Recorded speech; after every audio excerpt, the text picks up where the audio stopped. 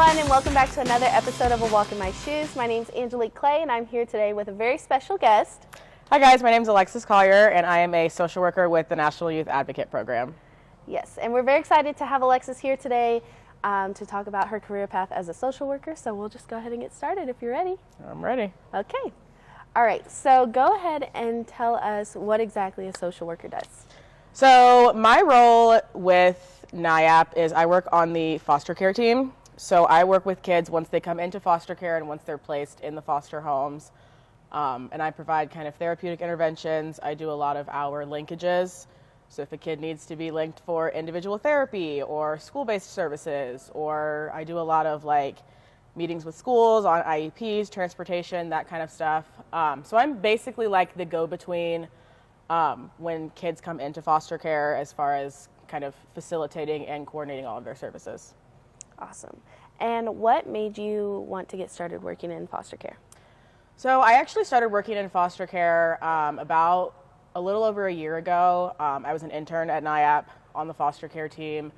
And when I had started my senior year of college and was kind of, well, I guess it was beforehand, was kind of looking through like the interview and internship application, like the different options, nothing really jumped out at me. We had a lot of partnerships with different agencies all over Central Ohio, but none of them were really none of them really kind of sounded like my thing. So I ended up interviewing at two different places. I did one virtual interview with another organization that's very similar to ours, and then I did a couple interviews with NYAP where I'm working now. And just kind of like the energy of the office and the coworkers and everything, like it just really felt like something that I would be good for, and it felt like something that was a good fit for me. I'm not the really like cookie cutter 9-to-5 cubicle type of person, so I really liked that just being in social work in general offers a lot of flexibility. There are a lot of different career paths that you can go on. So I actually never really intended to work in foster care specifically. I just knew that social work was the path for me because I had a lot of different job opportunities and different options. All right, so you mentioned college a little bit, so why don't you take us through your college journey and your education? I'm sure it is quite the story. It's interesting. So I graduated from Capital University in 2022. We don't have a mascot, so I don't have anything to cheer for. Actually, I guess we're the Comets now. I thought you were Crusaders. No, we were the Crusaders, but the Crusaders were not super appropriate given like the location of Capital within Bexley. So they actually ended up becoming the Comets. I want to say it was like right at the end of my senior year. But anyways, go Capital. We'll just leave it at that. So I actually started off, when I went to Capital my freshman year, I started off and I was an early childhood education major. I thought I wanted to be a teacher. Within the first probably like 2 months of the semester, I was taking a math class that was geared toward elementary level students. And then it occurred to me that this was probably not the career path for me. That was solidified the next semester when I took a middle school math class and realized that I was the only person that didn't know how to long divide or multiply in my head. And I didn't really feel like I was qualified to be teaching children those things, so I decided to go ahead and switch my major. So I switched my major, I want to say it was either spring of my freshman year or fall of my sophomore year. I switched to social work. I also had a minor in sport management that I ended up dropping just because of, that's a whole different story. But I switched my major to social work. I took a couple intro classes, and that's when I was like, this is definitely what I'm going to do. What kind of personality or characteristics do you need to have to be a social worker? There are actually a lot of different avenues that you can take in social work, and I think each one kind of requires its own vibe. The biggest ones just across the board are definitely self-discipline and boundaries are two really big ones. Specifically, like in my job and within my office, we all kind of have a little bit of flexibility and a lot of freedom to kind of like come in and out of the office as we go. We do our own scheduling. You have to have a lot of, like I said, self-discipline in order to be good at this job. Otherwise you start losing track of assignments and activities and, requirements. And then you have people from higher up saying, where's all your stuff? So you have to have a lot of self-discipline, a lot of self-motivation. And boundaries are another big one, just because it's really easy when you work in social services to feel like you always need to be able to help somebody. And a lot of times, especially in my position, because it's a very entry-level position, like there are a lot of things that are above us that we don't have control over. And so learning to just accept, what is within our scope of practice and then pass it on to whoever is next. That's been a really big thing and a really big theme just with social work across the board. So you mentioned that, sometimes there's things that are above your head as far as working in social work. Have there been any roadblocks or setbacks that you've experienced that, maybe you thought you weren't going to be able to get through? That could be in college, that could be just since you started your job. Anything that you thought maybe was a little bit of a roadblock for you? I mean, college in general was really hard. I had started college in, obviously, fall of 2018. So my freshman and the first half of my sophomore year were normal. Spring of my sophomore year was when COVID hit. So we were online for the rest of that year, and then online essentially all of my junior year. And that is not my ideal learning environment. So that was definitely a challenge, just really having to push through and again, have that self-discipline and really motivate myself to not drop out of college. So that was, that was an experience. But as far as my job goes, I'm really fortunate to have a really great team and a really great supervisor. So when I do come to those challenges of hey, I really don't know what to do with this kid. We've tried these services. Nothing seems to be helping. What else can we do? Or, we're trying these services. These seem to be working. These aren't. What are some other similar ones? Like I said, just having that support and, working with people that know what they're doing is really helpful. So I wouldn't say that I've had a whole lot of challenges in the job field yet. I know as soon as I say that, I'm going to jinx myself, and because that's just how my life goes. But yeah, there hasn't really been a whole lot of I haven't reached the point yet where I'm I can't do this anymore. So that's good. All right, so tell me a little bit about yourself. Obviously, I've known you for the last 13 some years. A lot of years. But tell us, where'd you grow up? Things that you did maybe in high school or extracurricular activities, things that you were involved in. That can also be in college as well. Well, I actually have grown up and lived in Columbus/Central Ohio my entire life. I grew up in Canal Winchester for a couple years, and then we moved out to the Blacklick Reynoldsburg area, which is still where I live. Graduated from Licking Heights High School in 2018. Go Hornets. My dad really was hoping for a star athlete when we were younger, so I played just about every sport offered through the YMCA. Obviously, none of those stuck. And I ended up starting dance when I was, I think, 10 years old.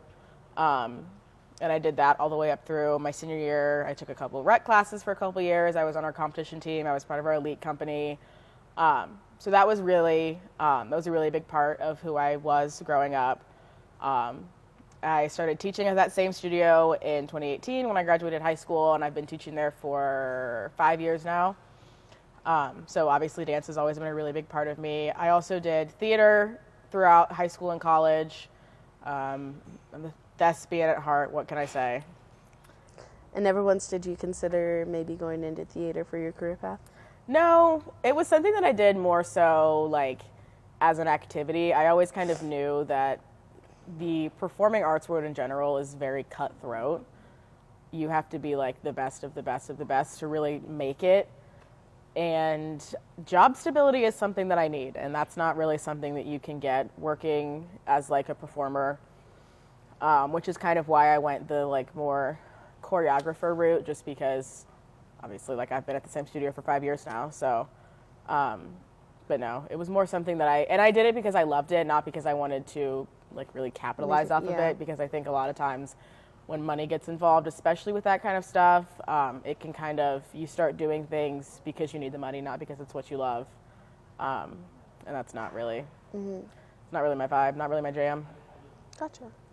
All All right, so if you could give any piece of advice to someone who wants to pursue social work or maybe doesn't really know what they want to do in college, maybe they switched their major a few times, but they, maybe working with people and kids or going into foster care is something that they might be interested in, what's one piece of advice that you would give to that person? The biggest piece of advice I would give to anybody that is kind of looking into social work or thinks that they might be looking into social work is do as much volunteering, get as much experience as you can in different job fields. Like I said, social work is so broad. There are so many different avenues. There are so many different kind of disciplines and focuses that you can have. I was fortunate enough to kind of find my niche early on. But for a lot of people, they go into social work because they don't know what else to do. So I would definitely say get as much volunteering, work for as many different organizations, get as much kind of hands-on experience as you can so that you can kind of narrow it down and figure out, what works best for you. I know social workers that work at the VA. I know social workers that work at the hospital. I work in foster care, so there are a lot of different, I know some that work in nursing homes. So like I said, there are a lot of different avenues that you can do. You just have to know which one works for you. So, and then obviously working in foster care can be emotional at times, I'm sure. What advice would you give for, being able to handle those emotions and, setting those boundaries like you mentioned? Yeah, like you said, I mean, all of that definitely goes back to boundaries, definitely goes back to self-discipline. The quickest way to get burnt out in this job field is 110% giving it too much. I'm really big on when I'm at work and I will give it my all and I will give it 110%. But when I leave work, I'm no longer at work. And so learning how to not take those kinds of things home with you and knowing when to say, okay, I've done everything that I can do. This is the best that I've got. If that's not working, then that's not working. And it's somebody else needs to try. Like I said, I'm really lucky to work with a really good team. And so there have been times where this intervention that I tried wasn't working, but this coworker tried it with a different approach with the same kid and they worked. Or, I tried something and my boss was like, well, I wouldn't go that route, I'd go this route, and it worked. But yeah, I mean, ultimately working in foster care, you're working with kids that have experienced completely unimaginable levels of trauma. So there's always going to be a little bit of like, I just want to take this kid home with me. Like, they've been through so much. I feel so bad. I can't even imagine. Like, I just want to take them home with me and just protect them from the world. But obviously that's not ethical, so you can't do that. So, like I said, just really knowing when to give it your all and when to take a step back and say, okay, this is not working. We need to pivot. We need to try something new. Somebody else needs to try it. And like I said, just really knowing like when to go hands off and just wrap it up. Do you think, so in my mind, I think of a social worker as somebody, in whatever discipline you may be in, as someone who's kind of like a mentor, who's kind of there. So not necessarily just as a listening ear, but just to also kind of give guidance in some respects. What is the benefit to having a mentor? Because obviously we have a mentorship program or a teen life coaching program here at CLC. What's the benefit to having someone, in your corner? There's definitely a lot of benefits to having somebody like that. Like you said, just guidance. I know that a lot of the kids that I work with, specifically the teenagers, they sometimes really struggle with like putting things into perspective. When you have been through some of the things that these kids have been through, it's really hard to think about what your life is going to look like in a year or in 2 years or in 5 years. And so it's really helpful for them to have somebody, especially for me being so young. Like a lot of the teenagers that I work with, like it hasn't been that long since I was 15, 16, 17 years old. It wasn't yesterday, but compared to some of my coworkers who are in their, mid to late 30s, a little bit older, like it helps for them to have somebody who is close to their age that can sort of relate to them, who knows all of the TikTok dances and what's trending. Like have somebody that they feel like is similar to them to be able to confide in. Because I think that when you are able to find commonalities between, a child who needs help and a mentor, it really helps them build that relationship and helps them to be more comfortable with talking about some of the more uncomfortable things or talking about their traumas or allowing them to kind of help them. And again, especially with teenagers, they have a lot of pride, and they don't always like having to ask for help or like having to, have one more person telling them what to do. So I think that when you can build that relationship with them and, find a way to almost make it sound like it's their idea. Like, I have a lot of kids on my caseload who, if I propose an idea, it's an immediate no. But if I can spin it and find a way to make them think that it's their idea, then they'll do it. So I think it's really important for kids to have mentors, or not even necessarily a formal mentor, but just have somebody in their life that they are comfortable confiding in, that they know that they can trust, because that's a skill that they're going to have in the future. Like, they have to learn that they can't just always be shut off to the world and ignoring everybody and just behind these closed doors and behind this wall, because that's not healthy. Yeah. So is there anything that you might have learned, whether that be geared towards your career or just in general, anything that you've learned now that you've graduated and not in school, that you wish you would have learned while you were in school? Honestly, aside from the elementary math and long division. Aside from not learning how to do long division. Honestly, I think that my college experience really did prepare me pretty well for this specific role, just because one of the nice things about going to a smaller school like Capital is that by my junior year, I was in classes with the same 8 or 9 people. And so we had kind of formed our own group and kind of formed our own method of like, okay, when it comes to group projects, these people are really good at doing this, so you guys can do that part. And just kind of learning how to delegate, which is very similar to kind of what I do now. For example, when we get a new kid that comes into care and we can kind of look at their behaviors and their history, if we see that this child has been through this sort of trauma, then we know that this worker is a good fit for them. If they've been through this, then we should send them with this worker. This foster parent. And I also really only had 2 to 4 professors my junior and senior year, because A, we were online, and B, like I said, when you go to a school that's as small as Capital, like, the social work program in general didn't have any more than probably 45 or 50 kids. So there weren't a lot of professors needed either.